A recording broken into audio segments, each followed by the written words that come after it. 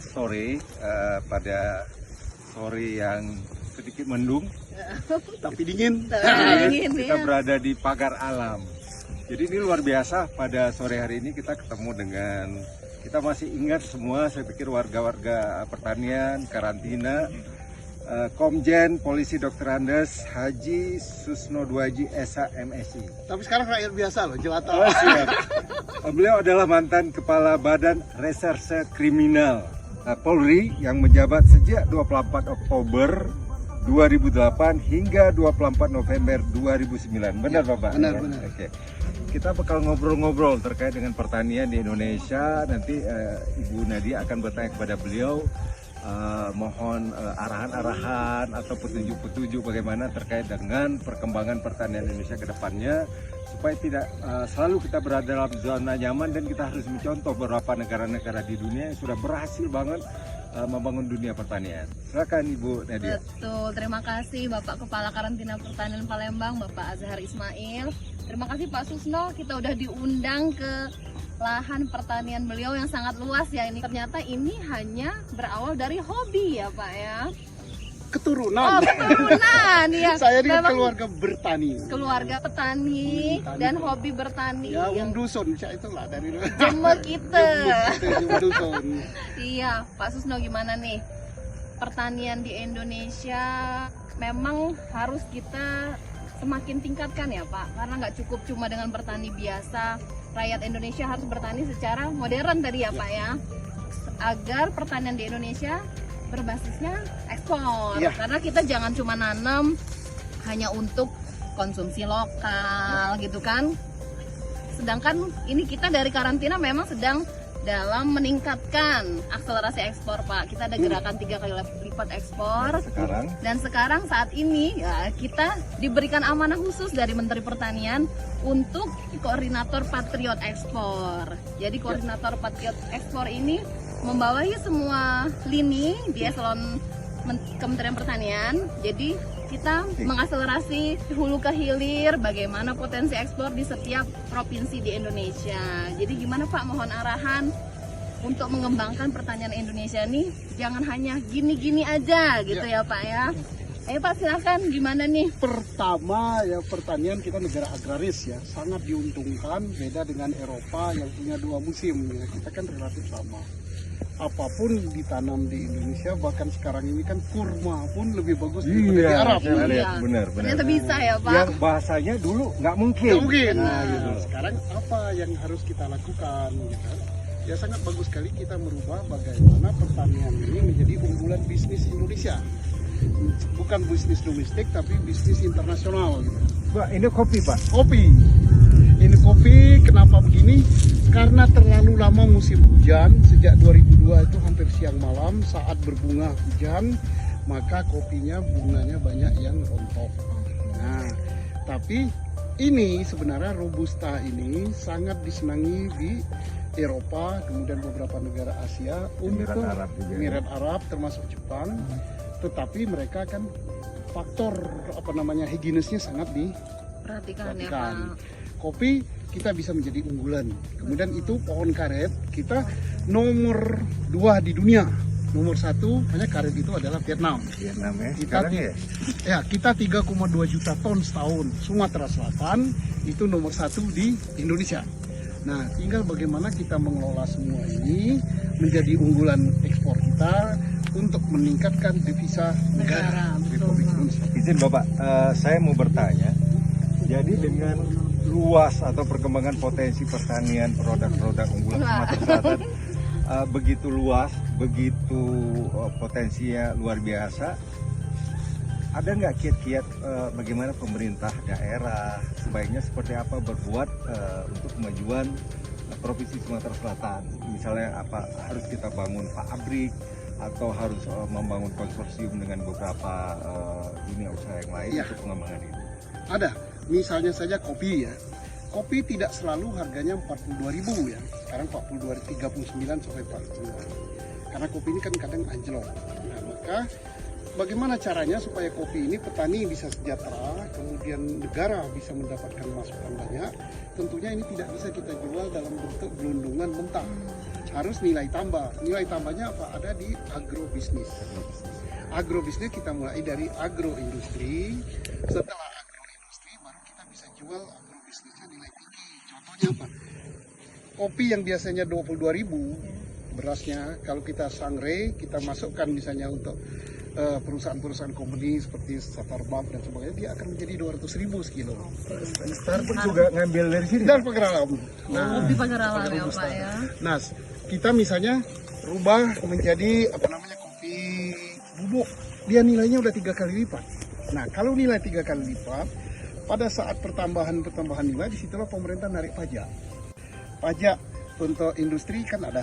Jadi pemerintah dapat masukan, rakyat pun meningkatkan kesejahteraan. Kemudian jenisnya meningkatkan kesejahteraan rakyat. Kalau hanya kopi saja mungkin satu saat gagal.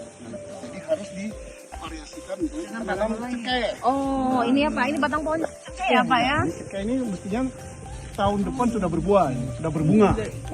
Nah ini kalau ini berbunga kan ini kan di atas 100.000 sekilo. Jadi Izin Bapak, mungkin selain komoditas tadi yang kita lihat ada kopi, ada cengkeh.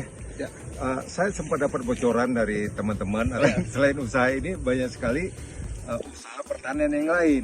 Saya dengar sempat ada vanili juga, Ya. ada jagung juga, ada padi juga. Aduh, ini Semua ya, petani Pak. yang sangat luar biasa ini. Itu tadi Pak, Apa itu? kayu, katanya ada kayu Gaharu, harganya Yang mahal. wangi-wangi itu Iya, ya? Pak. Siap-siap. jadi Gimana itu, Pak, saya mulai di ceritanya? gaharu. Kenapa gaharu orang nggak nanam padahal harganya mahal jutaan per kilo? Karena orang bilang gaharu itu bisa 20-30 tahun baru panen. Lebih lama lagi kalau tidak ditanam.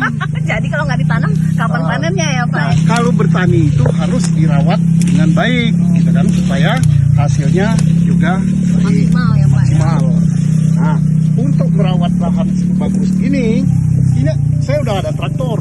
Oh, gampang sekali ini pakai Jadi traktor. tidak manual lagi, Pak ya? Nah, traktornya tapi ya tetap harus dikendalikan Iya. oleh manusia. Manusia. Beralih dari konvensional ya Pak. Lahan seluas ini nggak sampai setengah hari udah bersih. Selesai ya? Selesai. Nah, terus kembali tadi gaharu. Kemudian saya tanam cengkeh, saya tanam seperti ini. Terus saya tanam juga kalau orang sini katakan merica. Merica itu lada. Lada. Ah, Ternyata nggak hanya di Bangka ya Pak, ada di sini ada. merica. Kemudian vanili. Vanili. Nah, vanili lumayan mahal harganya. Nah, kenapa saya tanam jenis tanaman itu? Supaya anak muda lihat dan senang. Oh, ternyata bertani itu menghasilkan kalau dikelola dengan baik dan secara bisnis. Slogan bertani itu keren, cocok. Oh iya, Benar ya. Kalau dulu kan bertani itu katanya membuat kotor, kotor, terus miskin. kampungan gitu. Malu ya Pak, punya orang tua petani malu. Iya. Benar. Sekarang itu sudah mindset itu harus benar-benar Harus berubah. Aku bangga jadi petani. Nah, mestinya karena anak petani muda itu keren. Ya, mari kita tarik anak-anak muda dan juga yang pensiunan-pensiunan seperti saya. Jangan hanya senang tinggal di kota, menikmati uang pensiun, Lupa kampung lupa halaman. kampung halaman. Masya Misalnya Allah. ada teman yang saya katakan, "Oh Pak, tanah mahal." Lah kalau bertani di Jawa ya mahal. Ya pulang kampung Iya, dong. Karena kan 1 meter tanah di Jawa, kalau di Sumatera Selatan ini dapat 1 hektar kalau di dusun seperti saya ini. Makanya jangan bertani di tengah kota di Jakarta. Lahan sudah nggak ada. Nggak ada. Ya bertani di mana? Ya di dusun kayak saya ini. Udara bersih, listrik masuk, sinyal ada. Iya.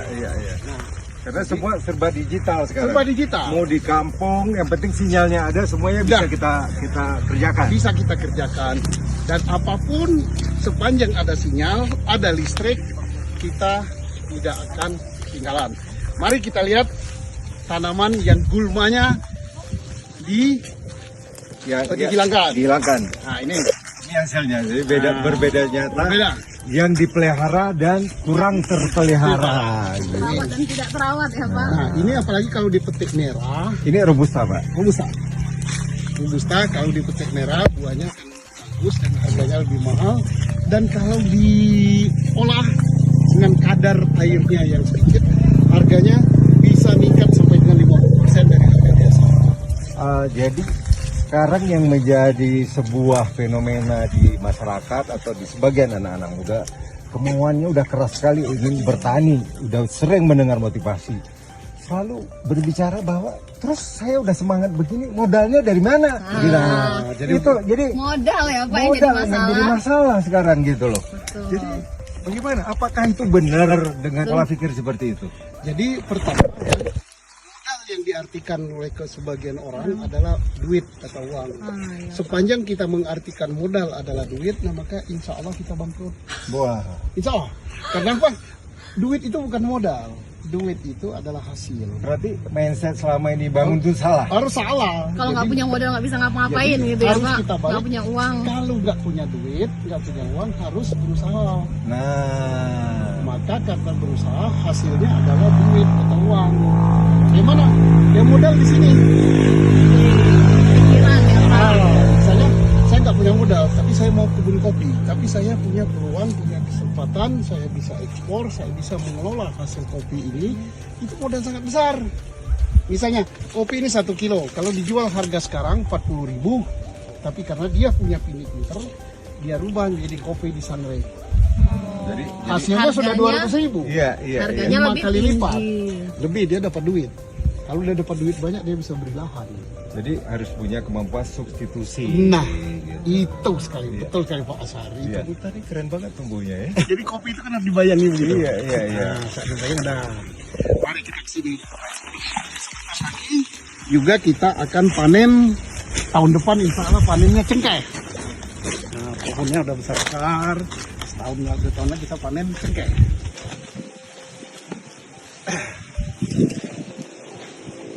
Lengkap semua Nah, tanaman ini Pak. durian. Wah. Durian tahun depan ini insya Allah sudah mulai. Ini kalau nggak salah sudah ada bunganya ini. Udah keren banget Pak. Banget, Benar-benar semangat banget ya. kesempatan yang petani dusun. Jelma dusun. Jelma dusun, Ya, ya. Pak. Petani dusun tapi semangatnya metropolitan. Betul. Iya. Gitu. Milenial Milenial sekali. sekali. Umur Walaupun hidupnya zaman kolonial, Ya, tapi gayanya tetap milenial dong. milenial. Betul. Ya, jadi petani itu kita perlukan sekarang petani milenial. Dia tinggal di daerah boleh, tapi dia berpikiran global. Karena dunia sekarang sudah modernis. Ya benar-benar nggak ada Dalam batasannya. genggaman tadi ya Pak. Kita punya salam dari Palembang. Jadi saya sebut salam dari Palembang. Kita sama-sama bilang Kitol Paca. Iya Pak. Sini Pak. Sebenarnya Pak. semangat itu seperti Pak Sugno sampaikan. Apapun yang bisa kita kerjakan itu kalau punya semangat ya kalau nanti bakal kita yakin bisa gitu loh untuk memotivasi teman-teman aja sih. Salam dari Palembang. Kitol Paca. Sangat senang terus, sukses ya. di Palembang. Ya, jaga kesehatan terus Bapak Pak. bisa merubah pertanian menjadi komoditas Ya, unggulan. bismillah.